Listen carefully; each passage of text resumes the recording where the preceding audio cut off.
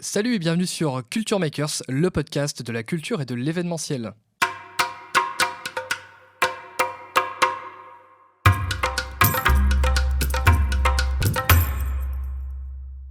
Nous voilà installés, ça y est.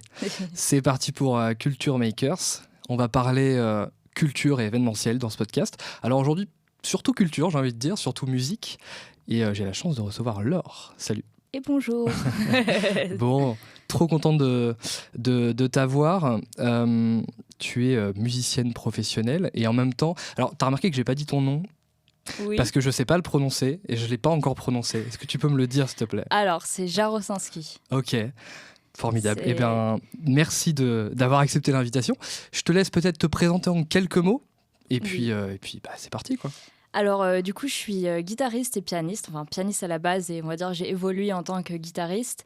Et ça fait à peu près 1 an et demi que je fais ça vraiment de façon professionnelle. Avant, j'étais un peu comme tout le monde, galérée à trouver quoi faire de mon instrument à part jouer dans ma chambre.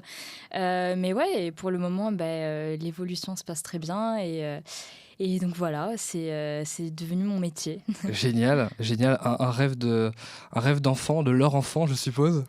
Oui, en fait, depuis... Alors, j'ai fait l'école de musique quand j'ai commencé le piano et on avait des cours de musique actuelle et c'est vraiment ça qui m'a donné le goût de jouer en groupe et de jouer sur scène et c'est là où je me suis dit, mais en fait, c'est ça que je veux faire. C'est génial. Alors, est-ce qu'on peut rappeler ton âge quand même ? Parce que ça se demande pas normalement, mais tu es assez jeune, donc je me permets. J'ai 25 ans, je vais avoir 26 ans le 8 septembre. Voilà. Ah, génial. Alors, ce qui est intéressant, on va expliquer déjà un peu comment on a commencé à échanger, parce que c'est assez sympa. Il y a quelques mois, je faisais des vidéos sur TikTok où j'avais un peu de temps et je parlais justement de ce secteur-là, notamment de culture, de festivals, etc. Et sur une vidéo, en fond, j'ai mis Porto de Waracles. Et t'as dû commenter la vidéo, je sais plus comment, et je t'avais dû t'envoyer un message derrière pour te dire putain, c'est génial et tout, et tu m'avais dit je suis musicienne de cette formation là. Oui. Et j'avais trouvé ça génial parce que c'était un titre que j'écoutais, que je connaissais moi, et donc en partie ton gros projet du moment, c'est Waracles Orchestra. Exactement, le Waracles Orchestra, c'est le projet en fait qui m'a vraiment, je dirais, lancé dans tout ce qui est tournée pro, quoi. Et je fais ça depuis août de l'année dernière, donc là c'est vraiment les 1 an. Ok. C'est un bel ensemble, c'est un super beau projet auquel vraiment je m'attendais pas parce que moi je viens du rock, du métal, donc plus ce genre de musique là et en fait quand j'ai entendu, quand on m'a proposé ce projet, je me suis dit électro, c'est pas trop mon délire, truc, quoi. Ouais. Et en fait, je suis allée écouter et puis ils m'ont parlé du projet avec un orchestre symphonique et tout et j'ai trouvé ça super cool. Trop bien. Et alors comment tu passes de je fais de la guitare, ou je fais peut-être même d'autres instruments, tu vas nous en parler après, je fais de la guitare entre guillemets chez moi à je me retrouve sur une tournée, on peut le dire, une tournée internationale de Waracles Orchestra, aller aux 4 coins. Là tu pars ce soir encore pour quelques jours, quelques super dates aux 4 coins de la France pour le coup, mais comment tu passes de ça à ça finalement en synthétique? Après on va détailler hein, ouais. Alors, en fait, je suis pas arrivée dedans comme ça d'un coup. Oui. J'ai eu des plus petites expériences avant et tout, forcément. Mais c'est vraiment plus une préparation, je dirais, mentale, en fait, que musicale ou autre chose. Bon, là, forcément, il y a la musique derrière, mais c'est vraiment de se conditionner et de dire, là, je rentre dans un gros projet avec des gens qui font ça depuis des années, donc vraiment des pros. Donc, faut que je sois à niveau et c'est juste se dire, je vais tout casser. C'est vraiment, je trouve, une question de confiance en soi avant tout, en fait. Et en fait, jouer des grosses scènes, c'est pas ça tant qui est impressionnant. Ça l'est vraiment la première fois où tu dis, mais en fait c'est plus un a priori. Qu'est-ce que je fais où là ? Tu dis oh là là, tu regardes un peu par le rideau, genre quand t'es sur le côté de la scène, et tu dis oh là là, mais il y a tellement de gens et tout, ça va faire trop peur. Et en fait, une fois que t'es sur scène, les gens t'envoient tellement d'énergie. T'as plus envie de partir.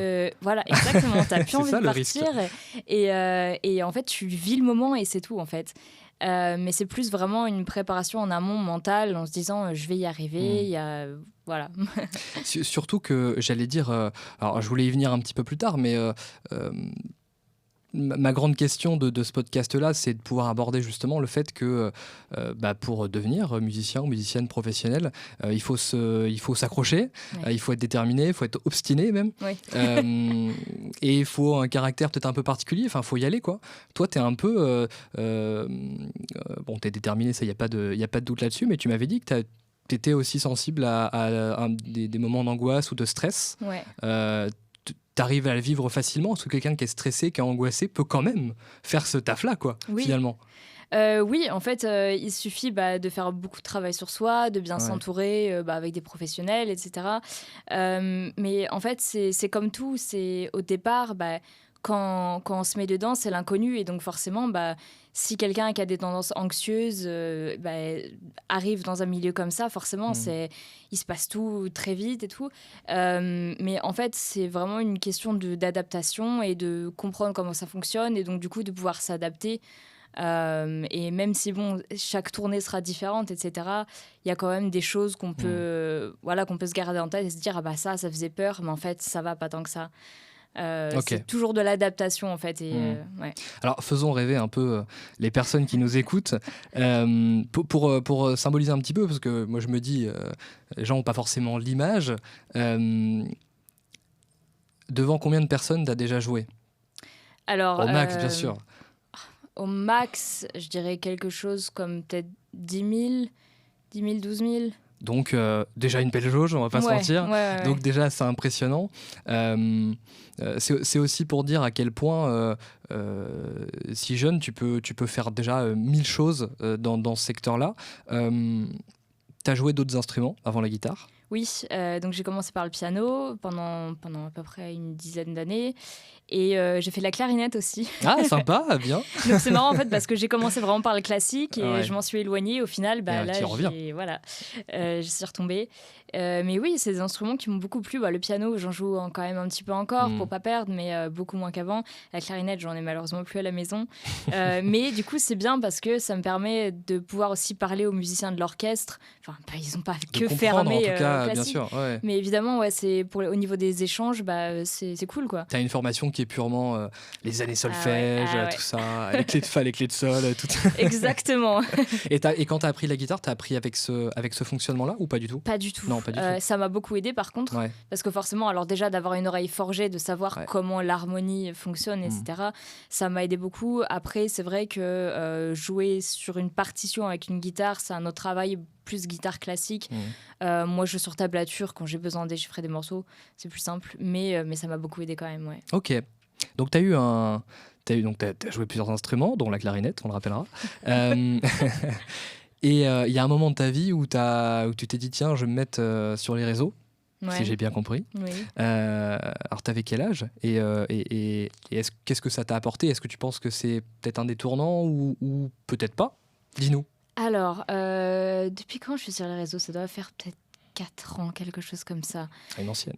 En fait, au départ, j'avais vraiment un compte privé où je postais quelques vidéos, etc. Et après, j'ai ouvert vraiment un compte dédié à la musique. Je crois que ça fait 4 ans, ouais. Et oui, forcément, ça m'a apporté de la visibilité parce que j'habite dans une petite ville et que rencontrer des musiciens, c'est pas toujours facile. Donc ça m'a fait rencontrer vraiment des personnes extraordinaires et ça m'a trouvé à tourner, comme par exemple Waracles.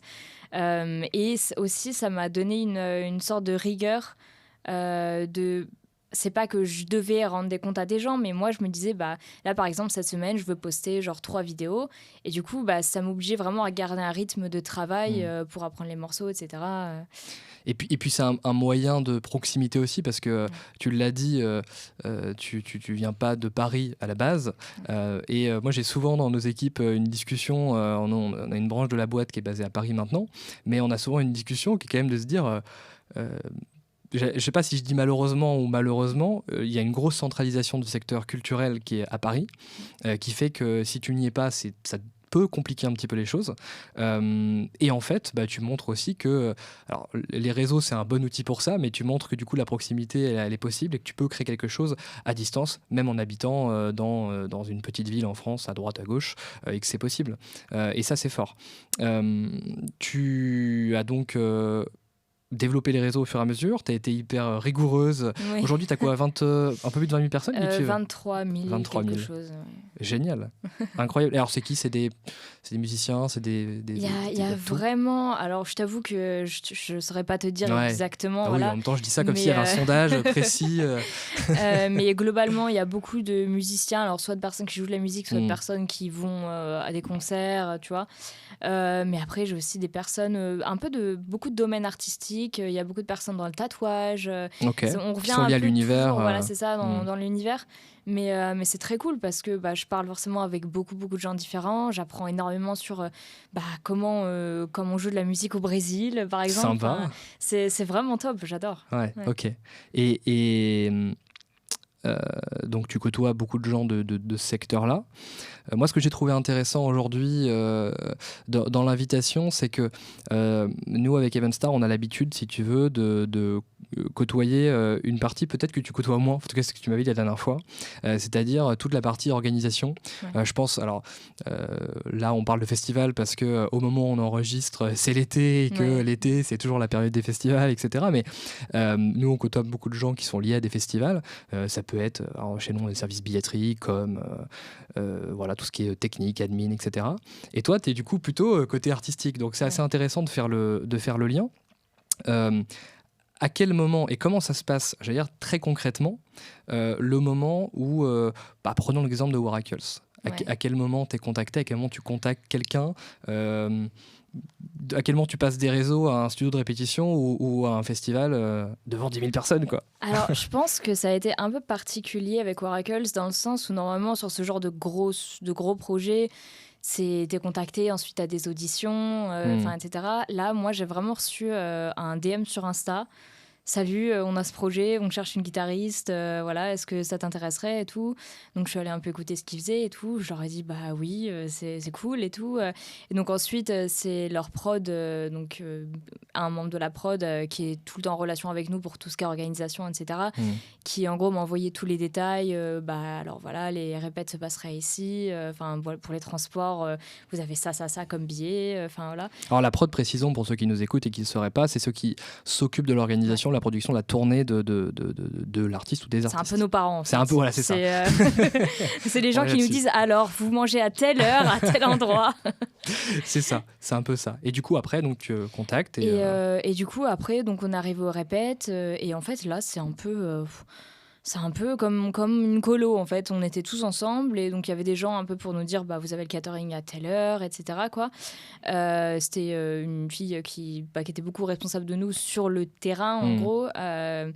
Et sinon, après, en fait, c'est vraiment genre juste nous, on a un contact avec la prod qui nous organise tout. Et sinon, donc après, il y a quelques autres personnes qui sont là pour faire le tremplin si nous, on a des demandes, etc. Mais globalement, c'est très, très simple, en fait. Là, on a de la chance de bosser avec des gens qui sont disponibles et qui nous envoient les infos.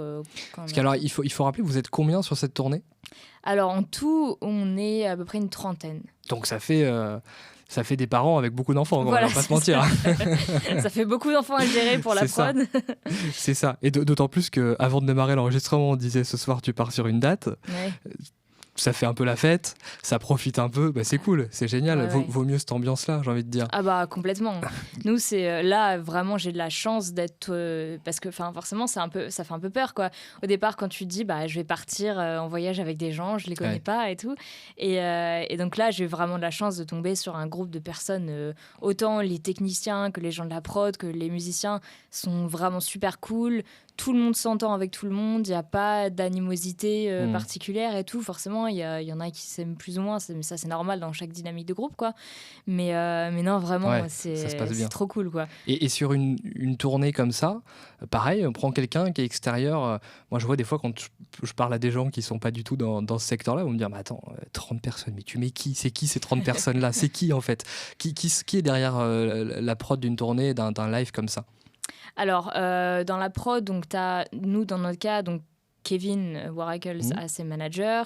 Donc, il y a des personnes qui sont chargées d'organiser tout ce qui est transport. En gros, c'est la personne dont je parlais vraiment qui nous envoie nos billets, voilà, tout ce genre de trucs. Donc, après, il y a toujours une ou deux personnes avec nous, ça dépend, qui sont sur place avec nous pour répondre à toutes nos demandes. Enfin, pas dans le sens, maintenant, je veux un Kinder Bueno, amenez-le-moi. Mais si on a des questions, voilà. C'est tour manager ou directeur de tournée ou c'est... Voilà, c'est ça. Donc, on a soit un tour manager qui est avec nous sur des dates, soit une autre qui prend le relais quand il n'est pas là. Non, vraiment, il y a toujours quelqu'un. Et donc, sinon, après, tu as toutes les personnes qui s'occupent de l'administratif. Et on a tous nos techniciens, donc techniciens plateau, techniciens tout ce qui est front of house, donc lumière, son... je crois que c'est à peu près tout au niveau ce qui est déjà pas techniques. mal. Et après, tu as les... Et après, les musiciens. Et vu que c'est une formation... Alors, Waracles, s'il y en a qui ne connaissent pas, c'est une formation, je te demandais avant, j'allais dire plutôt électro-classique. Ouais, électro-orchestra. Ouais. Électro-orchestra. On pourrait dire électro-classique. Alors, je sais pas, j'avoue vraiment ce qu'est la différence. Mais j'ai l'impression, j'ai plus entendu le terme électro-orchestra. Ok, on dira ça dans ce cas-là. Et alors, t'as combien de personnes T'as combien de personnes sur... Enfin, t'as une partie qui est du coup classique. Toi, en guitare, tu te rapproches de... Moi, je suis vraiment un élément à part. Quoi. En fait, on a... alors, attends, je vais pas dire de bêtises. On a à peu près 7 solistes, je crois. Ok. 1, 2, 3, 4, 5, 6... Ouais, 6 ou 7 solistes, comme ça. Donc, ont vraiment chacun leurs identités différentes. Okay. Donc, moi, c'est rock et metal. On a une chanteuse qui est un peu plus pop. Donc, après, on a Antonin qui est un violoncelliste, mais du coup, qui joue au violoncelle électrique. Donc, ça se dénote encore. On a Esther qui est au violon solo.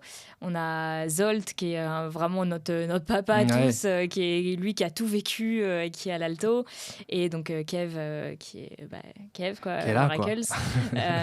Et donc en fait et après donc il y a tout l'orchestre classique, ils sont une dizaine, un petit peu plus.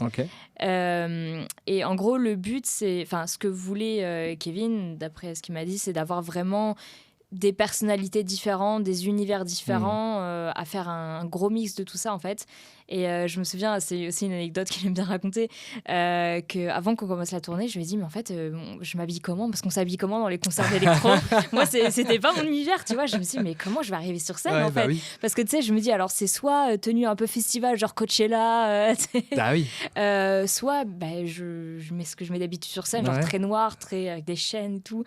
Et il m'a dit mais en fait justement je veux que tu sois toi-même, et c'est ça qui apporte à l'ensemble en fait, c'est que chacun ait sa personnalité et donc il vous laisse libre à fond, ce qui est génial quoi. Ouais. Ça c'est là-dessus c'est vraiment top. Il est là pour nous dire quand on fait de la merde, mais c'est important. Mais au niveau au niveau expression musicale, il nous laisse ok. Et faut quand même préciser que autant de musiciens sur scène, c'est assez rare quand même. Là, on est sur une petite exception, dans le sens où il y a beaucoup de tournées en France à l'international. Sur scène, il y a plutôt 4, 5, 6, 7 personnes, ça commence déjà des belles formations. Donc là, autant, c'est une sacrée organisation aussi. On est sur une jolie prod quand même, on va pas se mentir. Alors, il y a un truc qui m'a marqué. J'aimerais aborder tellement de sujets, on pourra pas tout aborder aujourd'hui, mais il y a un truc qui m'a marqué un peu, parce que j'ai fait mes petites recherches, évidemment. On s'est déjà vu, mais voilà, j'ai entre-temps pris le temps de regarder un petit peu tout ça. Je travaille un peu, écoute. Et j'ai vu que, je sais pas s'il faut le dire, tu as donné des cours d'anglais. Tu es encore sur Internet, alors. Et tu as une approche quand même du monde anglophone qui est assez... tu as une certaine proximité du monde anglophone.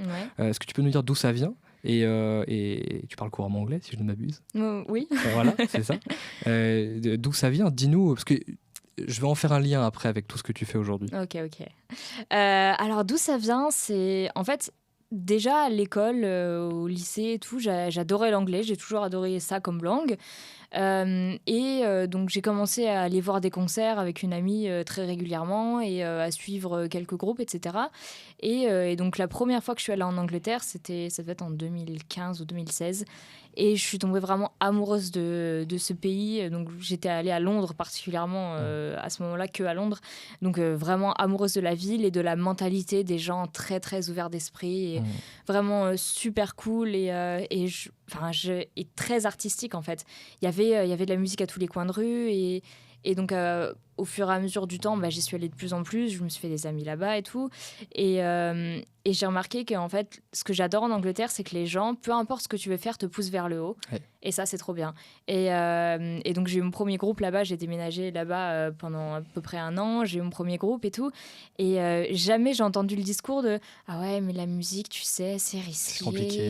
blabla ». Ouais. C'était toujours vraiment « Ah, trop bien et tout, continue ». Et parce que là-bas, il y a une telle ouverture culturelle de manière générale qu'en fait, les gens savent que c'est possible de réussir dans ce métier, que c'est pas aussi Même inaccessible. en partant de zéro. Ouais, totalement.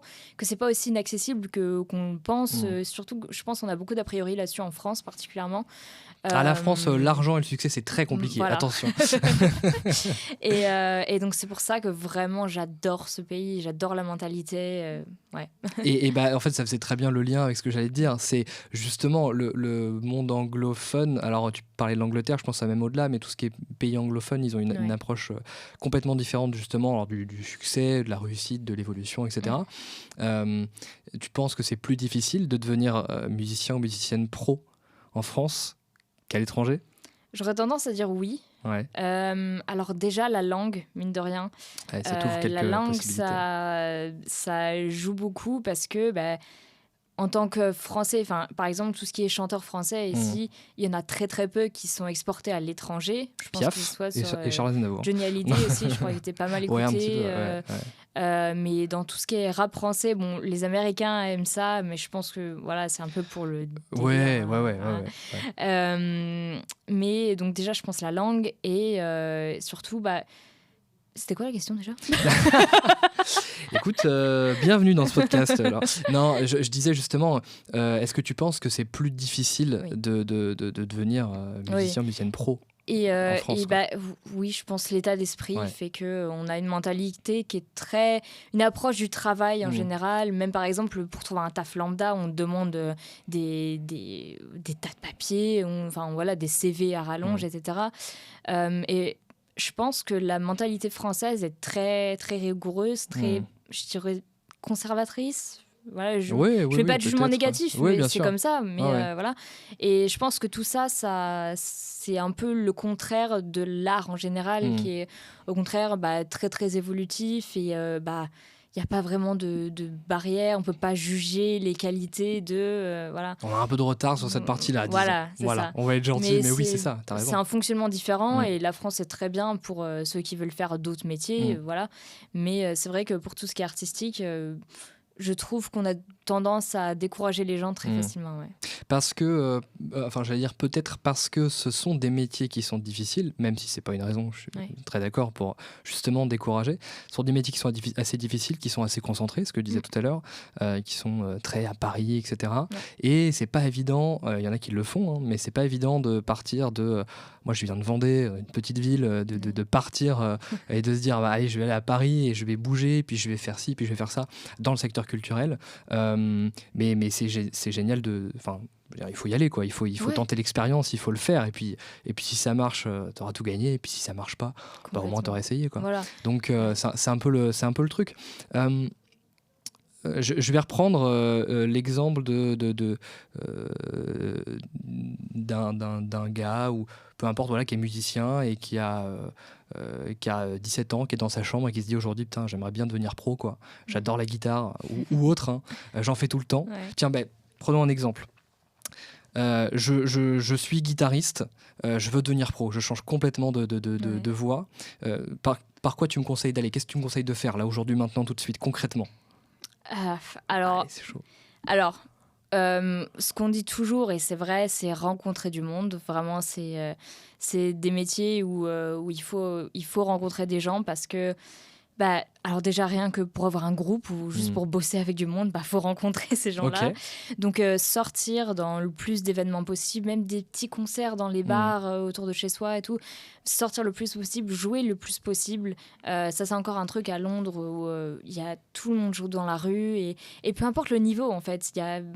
Le but, c'est pas de démontrer des compétences extraordinaires. Le but, c'est vraiment que les gens te voient jouer, tout simplement. Et à tous les coups, il y a 3 gars qui passent dans la rue et qui disent nous, notre guitariste, il est parti, on a besoin d'un guitariste pour notre groupe, etc.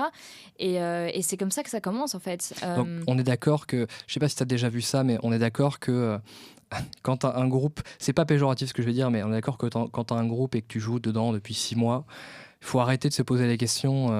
Je cherche un manager.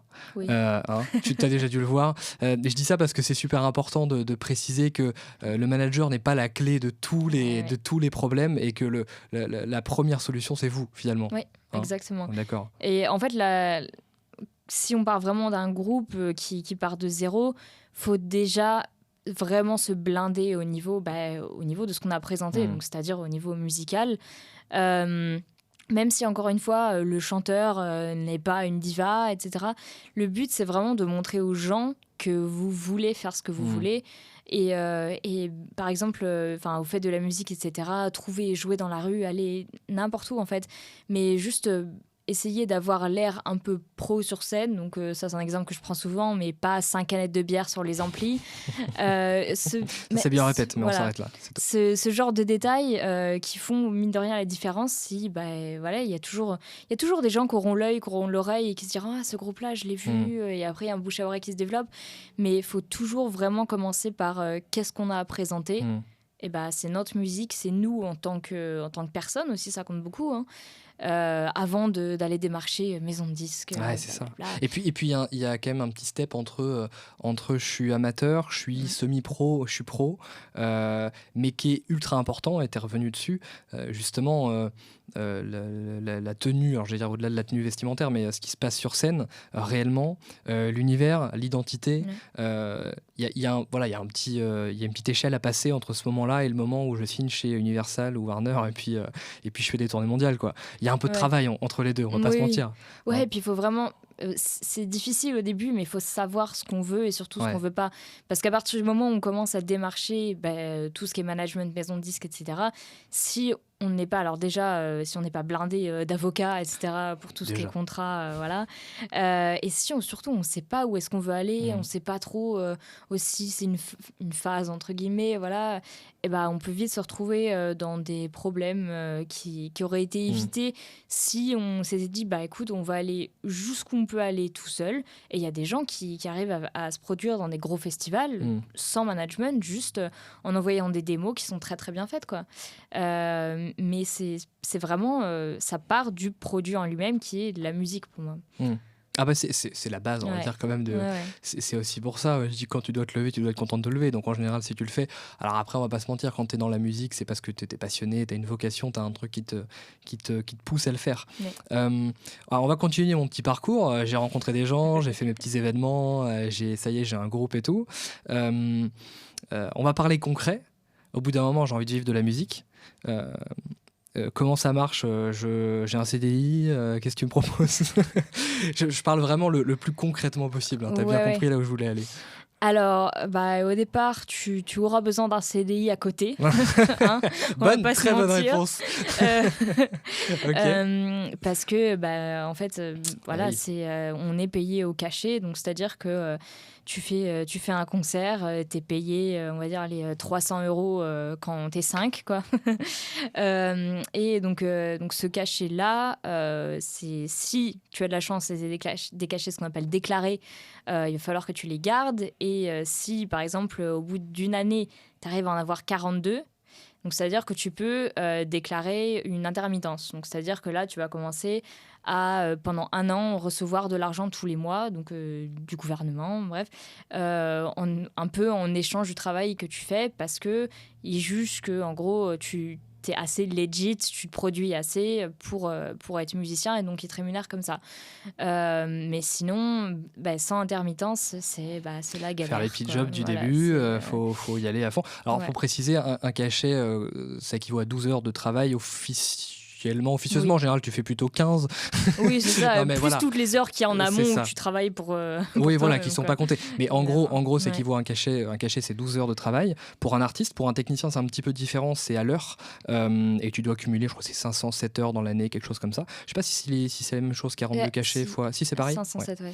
Donc, en effet, comme tu as dit, tu dois cumuler. Puis au bout d'un moment, une fois que tu as prouvé quelque part, ça te génère l'intermittence et c'est là que tu commences à en vivre. Oui.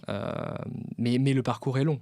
Oui, Le parcours c'est long et en fait c'est jamais acquis parce que tu l'as pendant un an et pendant cette année-là, faut quand même taffer pour l'avoir l'année d'après, etc. quoi. Mais c'est une bonne source de motivation aussi, j'ai envie de dire, pour te débrouiller à trouver des dates. Et c'est ça d'ailleurs le truc, tout le temps on entend on cherche des dates, on cherche des cachets, voilà, d'où l'expression vient, on cherche des cachets, c'est ça. C'est ça le truc, c'est je dois boucler mes 507 heures avant samedi soir, il m'en reste 12 à faire, comment je fais quoi. C'est un peu ça le truc.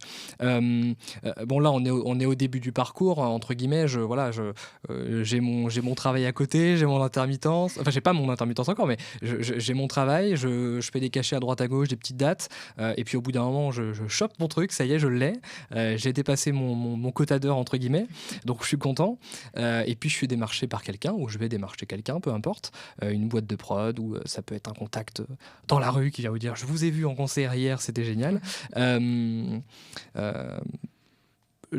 métier il s'arrête, enfin je veux dire ce soir tu vas rejoindre un bus pour partir en tournée, il y a eu un peu de travail avant. Oui. Il y a eu un petit... alors comment ça se passe ? Qu'est-ce qui se passe ? Tu as des répétitions, tu l'as dit tout à l'heure, tu rencontres d'abord une première fois le groupe, etc. Tu as combien de temps de répétition pour une tournée ? Alors, donc pour la première tournée, donc la première fois où on allait tous bosser ensemble, on a eu 2 fois une semaine de répète. Donc 2 semaines en 2 fois une semaine. Pour apprendre tout un répertoire ? Alors, non, le répertoire, on l'avait travaillé avant. Ils nous avaient envoyé les morceaux avant. Ouais. Donc, en fait, le but des répètes, c'est vraiment de se caler tous ensemble. Kev, forcément, on fait des ajustements. On nous dit, ça joue le plus comme ça. C'est vraiment un gros travail de mise ensemble, en fait. Et tout ce qui est travail lumière, donc avec l'ingé lumière, etc., déplacement sur scène. Mais c'est vrai que ça fait des grosses journées. On faisait du 8h ou 9h, 20h, quelque chose comme ça. Mais bon, ça reste... je pense que c'était pas énorme par rapport à ce que ça peut être pour certaines tournées qui font des tournées des arènes ou ce genre de trucs où là c'est des grosses répètes vraiment intenses pendant longtemps quoi. Mais ouais, nous on a eu 2 fois 2 semaines et cette année, enfin là pour la tournée donc du coup des festivals, tournée d'été, on a eu je crois 3 jours. Ah ouais, donc c'est assez court, intense finalement. C'était trop court. Mais faut profiter quand même du coup pour dire ce qu'on disait tout à l'heure. T'as ton cachet, mais il faut répéter avant. Il faut que tu aies de ton côté d'abord à apprendre le répertoire, à l'intégrer quoi, à fond. Ouais. Et après, tu commences. Quoi. Ta tournée, elle est montée combien de temps avant ? Combien de temps avant tu sais que tu as des dates ? Alors pour cette année, j'étais déjà dans le roster, donc je l'ai su, je crois, en décembre. En gros, tu étais déjà dans le casting, tu étais déjà dans l'équipe, quoi. Ouais, voilà, c'est ça. Mais donc du coup, pour la première fois, il me semble que j'ai dû le savoir en avril ou mai, quelque chose comme ça. Okay. Pour les premières répètes, du coup, qui étaient en août. Okay. Et j'ai dû avoir les morceaux en juin, juillet, quelque chose comme ça. Okay. Donc j'ai eu un bon mois et demi de préparation, je pense, globalement, ce qui était beaucoup, mais à la fois pas beaucoup, parce que donc forcément on n'a pas que pression, ça déjà.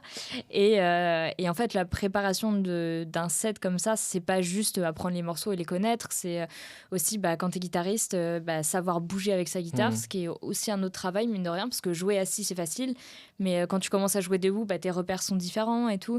Et savoir un peu courir dans tous les sens avec ta guitare pour avoir la présence scénique, quoi. Et moi, ce que je faisais, alors je sais pas si beaucoup de gens font ça, mais en gros, je répétais mes morceaux avec un fond sonore de stade, enfin genre de tu vois, de foule qui crie et tout, parce que alors j'avais jamais joué en ears avant, donc je connaissais pas vraiment le principe isolant des ears, et donc du coup. En gros, explique rapidement ce que c'est Alors en gros, des ears, c'est comme des écouteurs qui sont reliés du coup coup a un petit boîtier qu'on a qui met des fréquences au niveau du plateau son sur scène. Et en gros, on a les retours de la musique dans nos écouteurs. Et on peut choisir un peu ce qu'on veut. Genre, par exemple, moi, je peux mettre plus de guitare, plus de violon, etc. Mais c'est un peu perturbant parce que tu n'entends pas le public. Et c'est isolant, en fait, du reste du bruit. Donc, quand tu les mets, tu n'entends plus rien autour de toi. Et donc, du coup, je connaissais pas trop ce principe-là parce que j'avais jamais joué avec. Et donc, pour moi, je pensais que vraiment, j'allais entendre tout le monde parce qu'on jouait dans des grosses salles. Et je me dis, mais ça va couvrir la musique et tout. Et donc, du coup, je répétais avec ça pour être sûre de connaître tellement la musique que je pouvais, genre, même si je l'entendais un tout petit peu, je pouvais la suivre. Voilà. Alors que ça se passe pas complètement comme ça. Non, mais c'est un bon tips parce que du coup, ça t'entraîne à être calé quoi qu'il arrive. En fait, si jamais tu perds tes ears ou t'en perds une et t'as juste que les sides, donc les retours dans les enceintes qui marchent, ce genre de trucs. Quoi. Ah, c'est pour ça qu'on voit des vidéos des fois d'artistes qui retirent leur ear justement en disant gueulez, je vous entends pas. Ah, c'est incroyable ça. C'est ça le truc et ça va être dingue. C'est ça que c'est ce qui coupe d'ailleurs, c'est assez fou parce que du coup ça coupe en partie un peu le contact avec le public. Bon, t'as pas trop le choix sur des grosses. Moi, ça m'a perturbé la première fois. On était sur un festival, on était monté sur scène pour dire merci aux gens, etc. Et tu montes et quand t'as 4000 personnes devant toi, nous c'était pendant un changement de plateau. Donc en gros, pour expliquer, c'était entre deux artistes. On te fait monter sur scène et puis on te donne le micro. Sauf que nous c'était là, on était de passage, donc on n'avait pas de ears et les retours étaient coupés. Du coup, tu n'entends rien du tout. Tu t'entends parler à peine. T'es dans une salle où ça gueule devant toi. Panique à bord, quoi. Panique à bord. Mais c'est sympa. Donc on comprend bien l'utilité des ears, quoi, et même des sides juste pour un minimum, quoi. Oui, juste c'est pour ça. Le principe, quoi. Après, je les enlève tout le temps. Enfin, donc il y a une chanson Adagio où on va sauter sur scène et tout. Donc là, je les enlève au moins une pour être dans l'ambiance. Et sinon, il y a certaines musiques où je les baisse aussi quand je sais que le public chante parce que c'est plus agréable, au niveau connexion d'avoir le public. Forcément. Mais c'est vrai qu'il y a plein de concerts où des gens m'ont dit j'ai crié ça. Tu m'as vu 4e rang. Vous étiez 3000 les gars. C'est ça. C'est compliqué. Ensuite, tu as fait tes répétitions, t'as révisé ton répertoire, tu as fait tes premières répétitions avec le groupe. Vient le moment de la tournée, ça se passe comment? Alors, on va parler là, on va donner l'exemple de Waracles parce que c'est celui que tu connais, j'allais dire le mieux et qui est le plus sympa à expliquer pour ceux qui nous écoutent, qui est le modèle de tournée parfaite avec le tourbus, bien le truc. Ça se passe comment Alors là, par exemple, ce soir, tu vas partir. C'est quoi le programme ? Alors, on va dire une journée typique en salle, parce qu'en festival, c'est toujours un peu différent. Donc, nous, on part à minuit. Donc, en général, suivant les dates, c'est minuit ou des horaires différents. C'est très loin. Genre là, on part à 23h, parce que Marseille, c'est très loin. Paris-Marseille, ça fait un petit bout, quoi. Donc, on prend le bus le soir. Donc, en général, on fait la fête jusqu'à tôt le matin, suivant l'heure à laquelle on arrive. Et ensuite, on dort dans le bus. Donc, on arrive le matin, on a souvent un petit déj dans la salle. On prend le petit déj. Après, en général, en fait, c'est le moment creux. Genre, on n'a pas grand-chose à faire jusqu'au soundcheck. Donc, si on est dans un endroit intéressant, on sort. Genre, on va un peu tourisme. Voilà, c'est ça.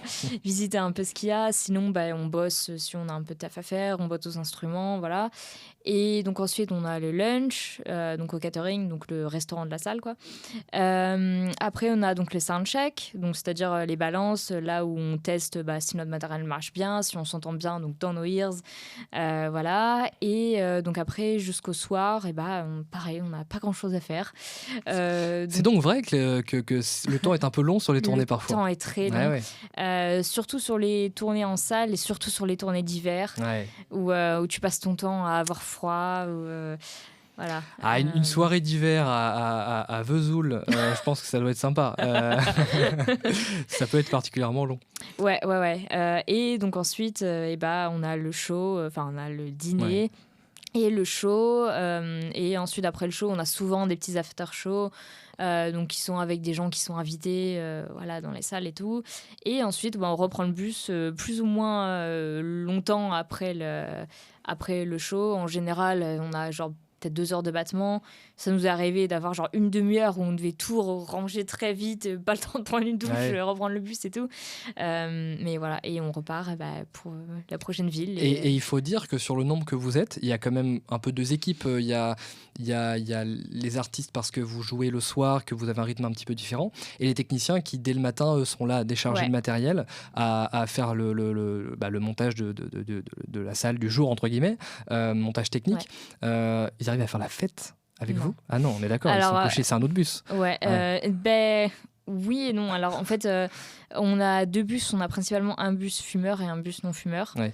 T'as le technicien qui est dans le bus, oh là là, l'enfer, s'il se trompe de bus et qu'il est avec les fêtards et qu'il se lève à 4 heures. Alors en fait, là, en général, ils sont assez, je dirais pas fêtards, mais on a toujours un bus qui est un peu plus calme. Autant à la dernière tournée, on avait un bus vraiment de déchaîné. Ouais, ok. Et on avait un 3e bus tech. Donc là, voilà, ils étaient au calme s'ils voulaient et tout. Là, on en a que 2, mais les 2 sont plus ou moins calmes dans le sens où c'est pas la débauche tous les soirs, quoi.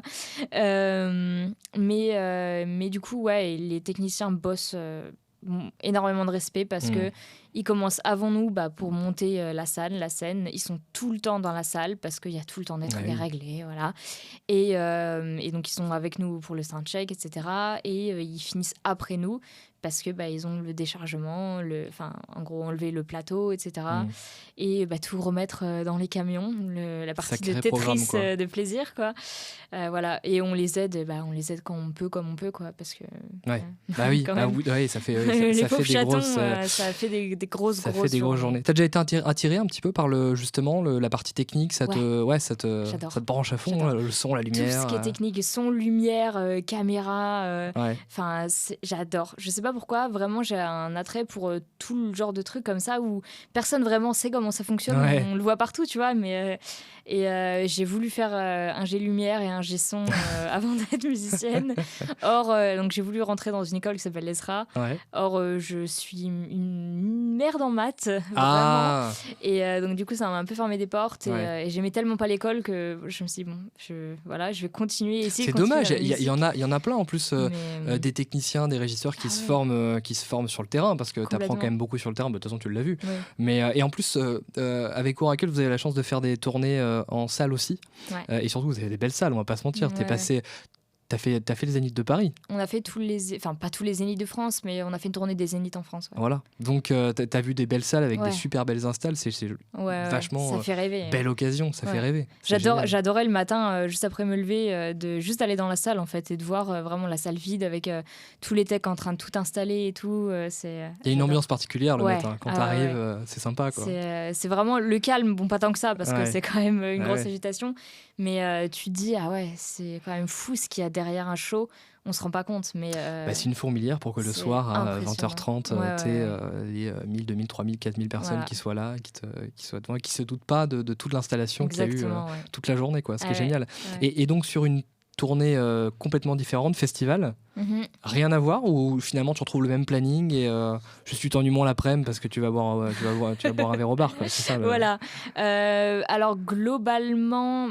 C'est un peu le même déroulé de journée. C'est juste des horaires qui changent beaucoup. Soit on peut avoir le soundcheck le matin, soit l'après-midi. T'es plus dépendant d'autres artistes aussi, du programme. Ça, en fait.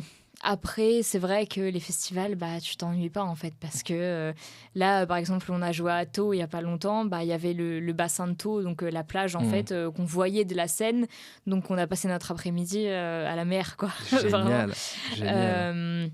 Donc c'est sûr que les tournées d'été, c'est 3 fois plus agréable dans ce sens-là. Mais c'est aussi difficile, je trouve, de se mettre dans la tête que tu es quand même là pour taffer, en fait. Quand tu sors de la plage et que tu as le soundcheck dans 25 minutes, tu dis ah oui, il faut jouer là. C'est mon métier, je dois y aller. Donc il y a quand même un espèce d'atmosphère qui est très différente, mais qui est aussi un peu déconcertante dans le sens où tu dis ah oui, c'est très cool, mais il faut que je bosse, quoi. Je peux pas me prendre 50 ginto au bar, et non, parce que ça ne passera pas. Voilà. C'est ça le truc, mais c'est une ambiance un peu tout autre, les festivals, c'est complètement différent. Si tu devais nous faire un résumé de la date que tu as faite, que tu estimes la plus belle date, celle où tu gardes le meilleur souvenir. Bruxelles. Ah ouais. C'était quoi? C'était Je me une souviens salle? plus le nom de la salle, mais c'était une énorme salle. Le Palais 12, Palais je 12, ouais, à crois que c'est ça. Bruxelles, ouais. Ouais.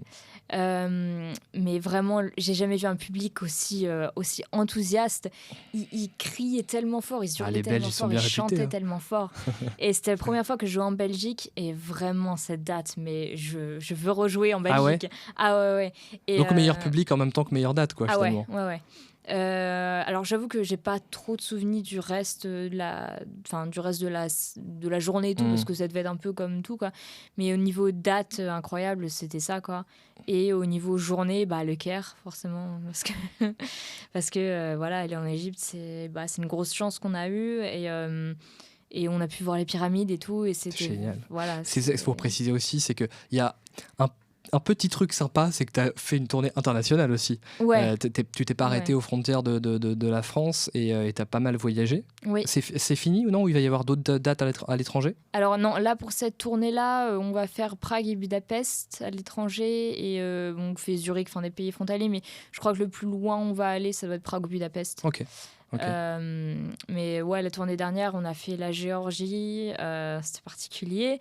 Ah ouais? Et et le Caire, qui était incroyable. Incroyable, bah Ouais. oui. Tu m'étonnes. Du coup, bon, là, évidemment pas de bus, donc on est sur un modèle un peu différent Ouais. et toujours aussi fatigant, quoi. Toujours aussi fatigant, voire encore plus fatigant, parce qu'en fait, c'est ça qu'on se rend pas compte. Genre, moi, quand j'ai vu l'hôtel qu'on nous avait réservé, je suis là, mais c'est pas possible. Genre, on n'a pas. Pourquoi on nous réserve des hôtels comme ça, de fous malades, en fait. Et en fait, il se trouve qu'on y a passé une nuit, même pas une nuit d'ailleurs, en fait.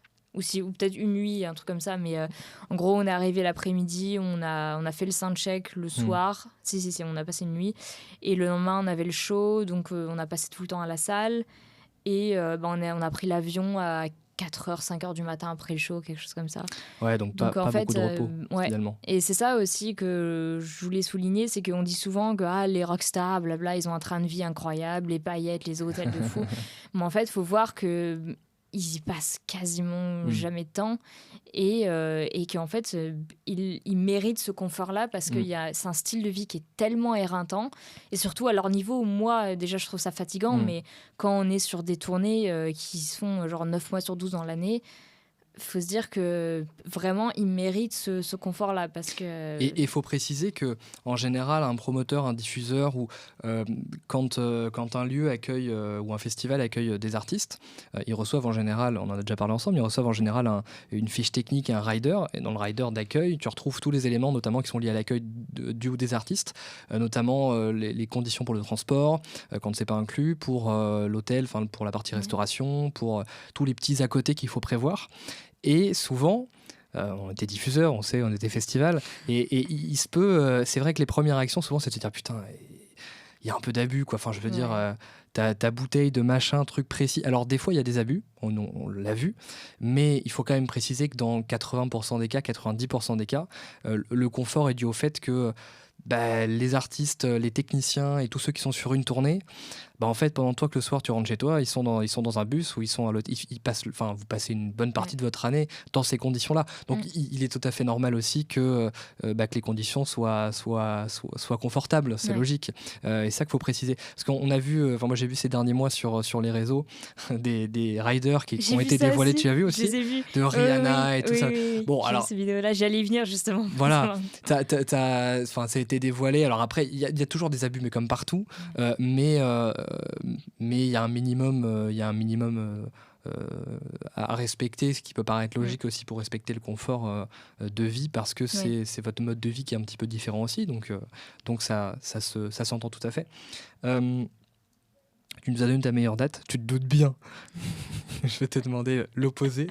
La date, alors je ne vais pas dire la pire, ce serait moche, mais en tout cas dire celle qui t'a le moins plu. Bon, c'est pareil, quoi. Je dirais la Géorgie. La Géorgie, parce que... alors déjà, c'était l'hiver, donc il faisait froid, il faisait très froid. On a joué dans un hangar. Ok. Alors, donc les techs sont arrivés là-bas un jour en avance. Ils n'ont pas pu travailler parce qu'ils n'avaient pas d'électricité, enfin pas assez de jus pour pouvoir bosser. Sympa. Ils refaisaient des murs, ils rebouchaient les trous dans les murs pendant qu'on faisait le soundcheck. Ok. Donc, quand on jouait, t'entendais le bâtiment grincer. Ah ouais. Avec les subs, tu sais, genre les enceintes de basse, Ouais. en gros. T'entendais des... Genre, tu vois, des... T'étais à fond dans les travaux et en même temps, sympa. Et c'était un festival? Non, c'était une salle. Ouais, c'était un festival d'hiver, quoi. Ok. Et ouais, c'était vraiment des très très longues journées où on nous disait soyez là à 11h et en fait il se passait rien jusqu'à 16h parce qu'il n'y avait pas de matériel technique. On leur demandait ça, ils nous l'apportaient jamais. Enfin, bref, voilà, c'est dur de juger comme ça une date et un endroit où on a joué parce que tu dis il y a toujours des gens qui font leur mieux derrière en fait, mais voilà, il faut dire ce qu'il y a aussi, il y a des endroits super et il y a des endroits un peu moins cool et c'était un peu déconcertant. C'est différent, c'est en fait c'est toujours relié à la culture quoi, et c'est toujours comme ça où tu dis il y a des cultures où par exemple tu vas leur demander quelque chose, c'est pas genre tout de suite on va te l'apporter, ils te l'apportent, tu vois, c'est comme ça en fait, et ça fait partie de l'adaptation des tournées quoi. Tout peut pas être à 100% comme tu le veux à chaque fois quoi. C'est logique, sinon ce serait pas drôle. Ouais, exactement. Quand tu as commencé à faire une tournée, une deuxième, etc., que tu as fait pas mal de dates au bout d'un moment, tu as rencontré pas mal de monde, ce que tu disais c'est hyper important, des artistes, des techniciens, plein de gens du secteur de la culture. Est-ce qu'il y a un métier, on parlait de la technique tout à l'heure, est-ce qu'il y a un métier particulièrement qui t'a marqué, qui n'est pas le tien, mais qui t'a marqué où tu te dis, putain, c'est peut-être un truc que j'aurais aimé faire? Ingé lumière, vraiment. Ok. Forcément, je savais de quoi il s'agissait avant, mais du coup, notre ingé lumière nous avait fait une démonstration, je sais plus sur quelle ville c'était, mais en gros, il nous avait dit voilà comment ça marche une console et tout, essayez et tout. Et j'étais là, mais c'est trop cool en fait. Et contrôle tout. Ouais. Et la façon dont tu peux faire tout un show en fait. C'est-à-dire qu'un show, t'enlèves la lumière, il y a 3 fois moins de spectacle quoi. Et c'est vraiment quelque chose que j'adore. Enfin, j'adore l'image en général, j'adore tout ce qui est photo, vidéo, etc. Donc forcément, la lumière, c'est un gros rôle dedans. Mais ouais, c'est un truc que j'adore. Et tu m'avais parlé rapidement aussi du fait que le management, c'était un truc qui te parlait de plus en plus. Tu t'es formé un petit peu ou tu avais commencé, je sais pas, tu avais regardé un petit peu comment ça j'avais commencé une école à Vienne, dans le management. Ah oui, parce que tu as aussi une autre vie à Vienne, faut se dire. Tu as habité là-bas? Oui, j'habitais là-bas, ouais. Et du coup, voilà, donc t'avais un intérêt... Ouais, c'est toujours le côté très business de la musique, enfin business. Voilà, vraiment organisationnel, oui, business, on va dire ça comme ça. Ouais, c'est ça. Qui m'a toujours beaucoup intéressée parce que c'est quelque chose que les gens sous-estiment très souvent, en fait. Et il y a très, très peu de... il y a très très peu de connaissances du grand public de ce genre de métier. Et moi, ça m'intéresse vachement de pouvoir... quand j'entends un artiste, par exemple, je me dis, lui, il a vraiment du potentiel. Mais tu vois, c'est des artistes qui vont pas savoir comment se vendre, qui vont faire des erreurs de com, etc. Où je me dis, toi, en fait, on te mettrait dans les mains de quelqu'un, justement... dont son taf c'est de te mettre en avant quoi, en gros de trouver des dates, de s'occuper de tout ce qui est pas musical, et tu pourrais faire tu vois, quelque chose d'incroyable quoi. Et c'est vraiment ça qui m'avait motivée en voyant des groupes comme ça où je me suis dit il y a tellement de potentiel, mais ils font des grosses erreurs en se vendant, quoi, que c'est dommage. Parce que t'as le côté artiste. En fait, c'est que, comme tu dis, t'as raison. La musique, la culture en général, ça reste un métier. Il y a un vrai écosystème autour de ça. Et qui dit métier, faut pas se mentir. Qui dit métier dit à un moment, il faut en vivre. Et qui dit faut en vivre, dit argent. Et qui dit argent, dit à un moment, faut être carré. Il y a des règles. C'est un secteur comme un autre dans lequel il y a énormément de métiers. Il y a un écosystème qui est hyper important. Là, aujourd'hui, on parle de musique. Et c'est même plutôt cool. Je suis hyper content de commencer par la musique parce que ça me touche aussi. Mais il y a, voilà, dans ce podcast, il est lié à l'événementiel aussi. Mais dans la musique même, il y a tellement de métiers, il y a tellement de choses qui se passent, et il y a une grosse part du business parce qu'au bout d'un moment, il faut y aller. T'as aujourd'hui d'autres projets, d'autres choses qui vont se passer? Est-ce que ça t'a apporté autant que ce que tu pensais, Waracles? Et est-ce que c'est un énorme tremplin ou est-ce que tu t'attendais à mieux ou comment tu vois les prochains mois, les prochaines années? C'est un gros tremplin forcément parce que ça m'a fait rencontrer beaucoup de monde Mm. et donc voilà, il y a beaucoup de choses qui en découlent. Donc là, j'ai potentiellement un autre projet pour la fin de l'année. Je ne vais pas en dire trop jusqu'à ce que ça se passe, mais voilà. Après, ça m'a pas refait ma carrière non plus. Mm. C'est pas Oui, il faut pas croire que voilà, parce c'est ça. que tu as une tournée, ça y est, tu vas faire Exactement, tous les stades du monde, quoi. c'est pas parce que tu fais des zéniths que tout d'un coup tout le monde va t'approcher, tu vas avoir 50 contrats de marque. C'est vraiment, surtout en fait dans ce cadre-là, dans le sens où quand on parle du Waracles Orchestra, c'est en fait vraiment le Waracles d'abord et donc ensuite à l'orchestra. Et certes, c'est une entité, mais par exemple, tout ce qui est presse, etc., la personne qui va les intéresser, c'est Kevin, forcément, puisque Ah oui. c'est le leader du projet, puisque c'est la personne, la tête en fait du projet, quoi, la personne connue d'entre nous. Donc oui, ça m'a ouvert des portes. Mais non, ça m'a pas. Je suis pas attaquée d'emails tous les jours de production, de labels qui veulent me signer, voilà. Parce que c'est pas le but non plus, en fait. Lui, il est pas là pour me faire ma carrière, voilà. Donc c'est. T'avances quand même de ton côté, tu continues à avancer. Exactement. C'est important de pas se laisser dire que ça y est, c'est bon, tout est ok, parfait, quoi. Non, faut toujours savoir que dans la musique, quasiment tout est éphémère et c'est rare d'avoir vraiment, à moins d'avoir trouvé le groupe voilà, avec qui tu vas évoluer. Mais en général, tu vas un peu bouger de groupe en groupe, de projet en projet. Et c'est aussi ça qui est un peu dur parce que, mine de rien, tu t'attaches aux gens avec qui tu travailles. Tu sais qu'à un moment, potentiellement, tu vas plus travailler avec eux. Quoi. Donc, et alors là, tout à l'heure, on a parlé du régime d'intermittent qui permet d'encaisser entre guillemets des cachets, de pouvoir vivre de la musique à terme. Il y a, à ton avis, il y a des solutions un peu annexes. Par exemple, toi qui es suivi sur les réseaux, est-ce que tu peux considérer que, par exemple, je sais pas, tu peux aller chercher des partenariats avec des marques qui vont te permettre de gagner de l'argent? Alors, gagner de l'argent ou peut-être, je sais pas, du matériel ou en tout cas des choses qui vont te permettre d'avancer, ou est-ce que même pas, en fait, c'est vraiment un plus et c'est pas du tout une source de revenus pour toi qui te permet de vivre de la musique? Alors si, j'ai fait quelques partenariats avec quelques marques, alors pas rémunérés, mais du coup j'ai eu des produits gratuitement. Après, je pourrais en avoir plus, je pense, si je faisais l'effort d'aller démarcher certaines marques avec qui je veux bosser. Là, pour le moment, c'est pas quelque chose qui m'intéresse particulièrement parce que je suis vraiment plus focus sur le fait de jouer live, de jouer en général, plus que de faire de l'influence sur les réseaux. Mais c'est vrai que c'est une branche. Alors, c'est, je dirais, un deuxième métier, en fait, parce que ça prend énormément de temps. Tout comme la musique, en fait, il faut tout faire quand tu veux te lancer un peu plus dans le côté influenceur de la musique. Bah ouais, tu capitalises sur toi-même, finalement. Voilà, c'est ça. Donc, il faut passer du temps à chercher des marques avec qui travailler, à faire du contenu pour ces marques-là, etc. Et là, tu peux... Oui, forcément, il y a de l'argent à se faire là-dessus. Après...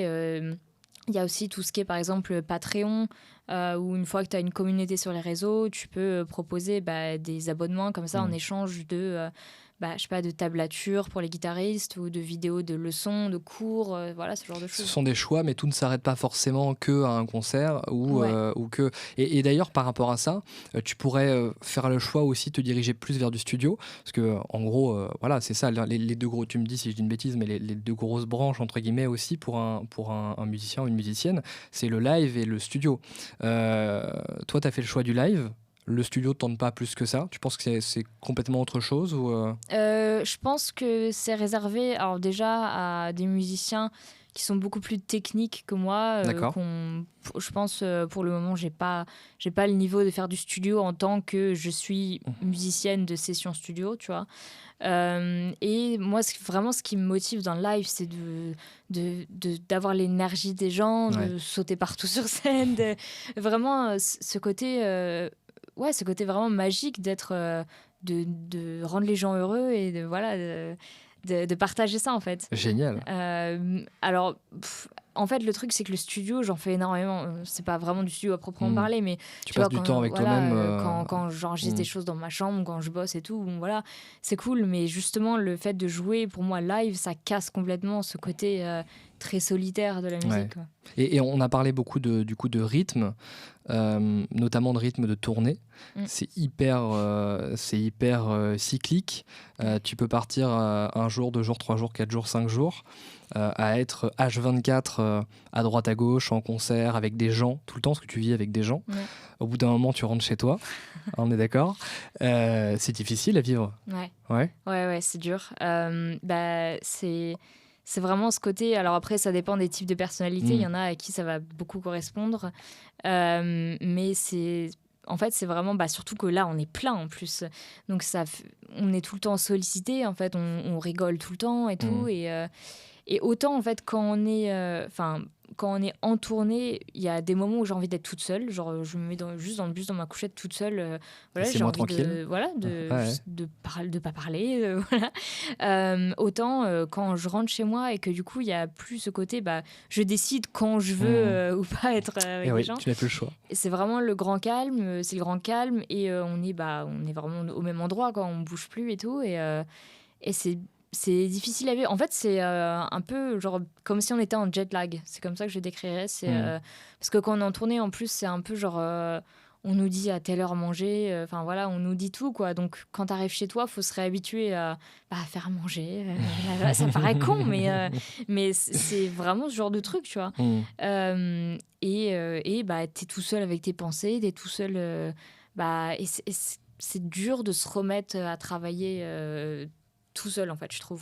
Ouais. J'en parlais il y a pas longtemps avec un gars qui est aussi souvent en tournée, quoi, et il est rentré de festival et c'est pareil, je lui disais mais en fait ça prend tellement d'énergie d'essayer de se remettre dans la routine et il me disait pareil, quoi, et en fait c'est ça qui est difficile, c'est de dire là je suis plus en train de travailler sur la tournée mais je suis quand même chez moi et il faut quand même que je fasse quelque chose, quoi. Et surtout, j'allais dire, même garder un équilibre entre ta vie perso aussi, parce qu'à côté de ça, peut-être que tu as une vie perso, tu as peut-être des potes, tu as peut-être des hobbies, tu as peut-être des trucs que tu as envie de faire qui sont complètement à côté. Il faut que ça reste faisable. Oui. Et en fait, mes potes, c'est même pas genre, ils me demandent tu veux aller boire un verre à telle heure, c'est est-ce que t'es chez toi, est-ce que t'es... Voilà. Mais ouais, c'est difficile. Puis en plus, comme quand on est en tournée, c'est un peu tout le temps la fête, quoi. Enfin, t'es un peu tout le temps dans cet environnement, voilà. Du coup, moi, en tout cas, j'ai très peu envie de sortir quand je rentre, en fait. Et après, avoir une vie sociale, globalement, quand t'es musicien, une vie familiale ou sociale stable, c'est dur. Mais ça reste faisable quand t'es entouré de gens qui comprennent ton métier, qui comprennent que... c'est ça. Voilà, t'es pas disponible pour eux forcément quand ils en ont besoin ou quand ils le veulent, quoi. Du coup, t'essayes d'être disponible autrement, quoi. Genre, je les appelle quand j'ai du temps, etc. Mais... Voilà. Oui, non, mais alors, disons que tu as un rythme différent et que aux personnes qui t'entourent de l'accepter ou pas, mais en tout cas, voilà. Et tu dois faire ce métier dans 20 ans, 30 ans, 40 ans. Ah oui. Toujours dans la musique. Ah ouais. C'est...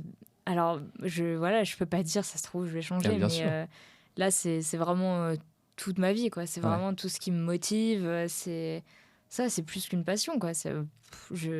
Là, par exemple, j'avais 2 semaines off. Ça m'a tellement manqué, juste l'énergie d'être... C'est un peu une drogue. Ouais, complètement. Ça devient une addiction, forcément. Ouais. Parce que forcément, il y a tellement de dopamine quand on est entouré de gens, quand on est sur scène, le stress, etc. Tout ça, c'est même le cerveau. Je pense que physiquement, ça doit être un peu comme une addiction, au final. Ouais. Mais ouais, non, c'est vraiment ce que je veux faire de ma vie. Ok. On a parlé rapidement du monde, de tes influences très rapidement. Tu as des artistes que tu affectionnes particulièrement, juste pour le fun. On a envie de savoir un petit peu des artistes vraiment que tu suis. Alors, y a Hellstorm avec un H parce qu'il y a Alestorm sans le H qui vraiment a été un des premiers groupes que j'ai énormément affectionné et qui m'a qui m'a donné, je dirais, la motivation, enfin, qui m'a prouvé que je pouvais faire ça vraiment comme métier, quoi. Parce que la chanteuse et guitariste, c'était une femme et elle a vraiment tellement d'énergie, de présence scénique, elle a peur de rien et elle est vraiment dans la promotion de vous pouvez le faire si vous avez envie de le faire et tout. Et donc c'est un des premiers groupes qui m'a vraiment donné envie de faire ce métier. Après, il y a The Pretty Reckless, c'est aussi un groupe avec une femme au chant. Il y a tout ce qui est à Prevail, des groupes un peu plus industriels, Nine Inch Nails. J'ai des horizons assez larges aussi dans la techno, Amelie Lenz. Ah, cool, trop bien. Asterix. Ouais. Génial, que de bons choix. Ok, trop cool. D'ailleurs, je vais la voir bientôt. C'est vrai ? Ouais. Ah, génial. Et ton... Là, je peux te mettre à n'importe quelle période, à n'importe quelle époque, avec n'importe qui sur scène. Tu choisis qui, où ? Ah ouais. Je choisirais les années début 90 avec les Guns. Ah ouais, pas mal.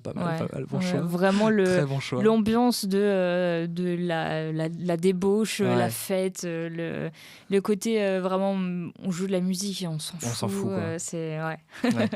Ok, trop cool. Ça fait un peu plus d'1 heure, je crois qu'on discute. Il y a plein de choses, il y a tellement de choses à aborder, c'est super intéressant. Qu'est-ce que tu pourrais dire un peu en conclusion, si tu avais un petit message à faire passer à toi de il y a 10 ans ou 15 ans, tu dirais quoi ? Ça pourrait être très cliché, mais juste, persévère et ça va payer quoi qu'il arrive en fait. Parce que quand on est dans le moment présent, en train de bosser, etc., c'est très dur de se projeter et de se dire que le travail que je suis en train de faire maintenant, il va payer plus tard, en fait, parce qu'on n'a aucune garantie au final que ça va payer.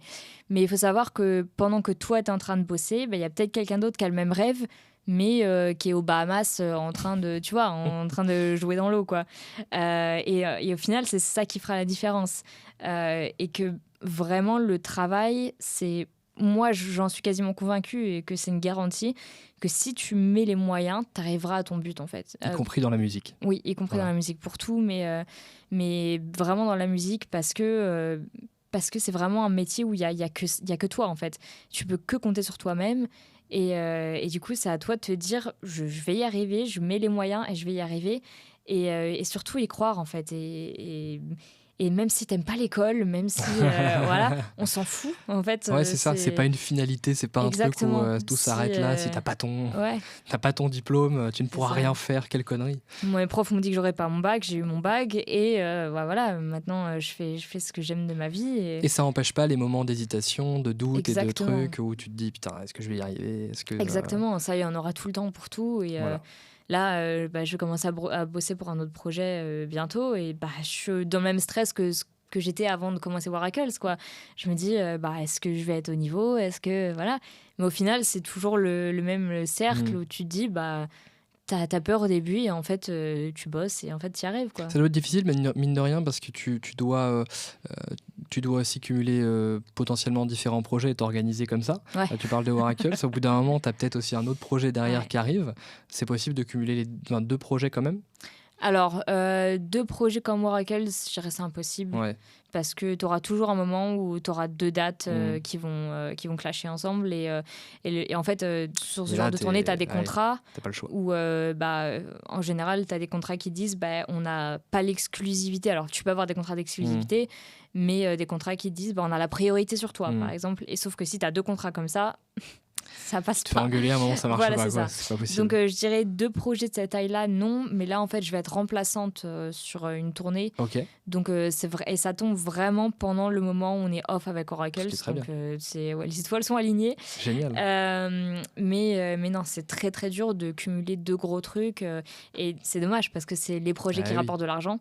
Parce que bosser à côté, avoir des petits concerts à droite à gauche... On sait bien, mais c'est pas de ça que tu vis, quoi. Ah oui, forcément. Trop cool. Bon, écoute, qu'est-ce qu'on peut te souhaiter ? Plein de dates, plein de cachets. Alors oui, on va être honnête. Voilà. Oui, juste vraiment de de continuer à être dans cette ascension-là, on va dire, quoi. Trop cool. On peut te suivre sur les réseaux? Oui, alors du coup, je suis sur Instagram, TikTok et YouTube, @Laure Jarosinski, donc Lore, voilà. Trop cool. Eh bien, allez-y, foncez. Et merci beaucoup pour le temps que tu nous as accordé aujourd'hui. C'était trop Merci cool. à toi. Nous, on se retrouve sur Culture Maker, sur tous les réseaux également. On arrive, on est là. On va continuer à parler de culture et d'événementiel. Il y a tellement de choses à aborder, il y a tellement de choses à dire. Je suis ravi de t'avoir accueilli. On se retrouve très bientôt. Salut. Salut. Merci d'avoir regardé cette vidéo. On se retrouve très vite sur les réseaux avec Culture Makers. À très vite.